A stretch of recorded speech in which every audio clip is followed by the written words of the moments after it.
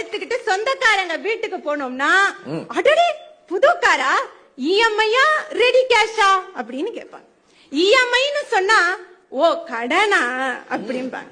Ready cash அப்படின்னு சொன்னா மொத்த பணத்தையும் எவனாவது வண்டியில போடுவானா, ஒரு நகை நட்டை வாங்கி போட்டா உதவும் அப்படிம்பாங்க. சரி அவங்க தான் இப்படி இருக்காங்கன்னு கார் அப்படியே கெத்தா ஓட்டிக்கிட்டு ஆபீஸ்க்கு போனா, டேய் சூப்பரா இருக்கு, இதே கார் தான் நானும் வாங்கணும்னு நினைச்சேன், ஹை வேரியன்ட் தானே, இல்ல இல்ல மிட் வேரியன்ட், அட பாவி இந்த மாடல் வாங்குறதே ஹை வேரியன்ட்டுக்காகத்தான், அத போய் மிஸ் பண்ணிட்ட பாரு அப்படின்னு சொல்லுவாங்க.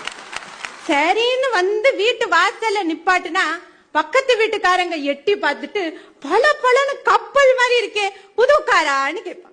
நாமளும் ரொம்ப சந்தோஷமா ஆமான்னு சொல்லி முடிக்கிறதுக்குள்ள எல்லாம் நல்லா இருக்கு, கலர் தான் கொஞ்சம் பொருத்தமா இல்ல, ஒரு வேளை வெள்ளை கலர்ல கார் வாங்கியிருந்தா சும்மா பாஷா இருக்கும்.